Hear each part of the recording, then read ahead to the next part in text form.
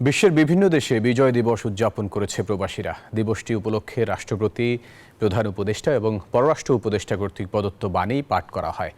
আয়োজকরা বলছেন, প্রবাসে তরুণ প্রজন্মকে বাংলাদেশের গৌরবময় ইতিহাস জানাতে এমন আয়োজনের বিকল্প নেই।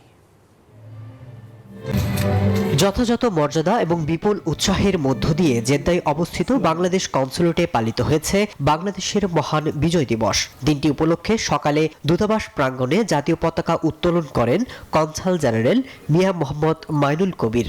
অস্থায়ী সৌধে ফুল অর্পণ করেন কনস্যুলেট কর্মকর্তাবৃন্দ সহ বিভিন্ন শ্রেণী পেশার প্রবাসীরা। দিবসটি উপলক্ষে সোমবার সকালে কুয়েতে বাংলাদেশ দূতাবাস প্রাঙ্গণে দিনের কার্যক্রম শুরু হয় জাতীয় সঙ্গীতের মাধ্যমে।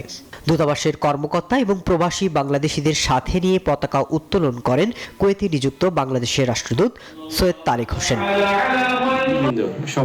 উৎসব মুখর পরিবেশে ওমানের মাস্কটে বাংলাদেশ দূতাবাস মহান বিজয় দিবস উদযাপন করেছে। দূতাবাসের কর্মকর্তা কর্মচারী, ওমান প্রবাসী বাংলাদেশি কমিউনিটির নেতৃত্ববৃন্দ এবং বিভিন্ন সামাজিক এবং রাজনৈতিক সংগঠনের সদস্যরা অংশগ্রহণ করেন।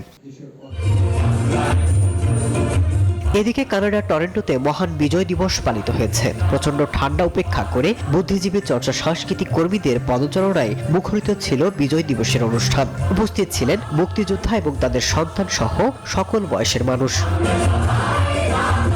Desk report, news 24।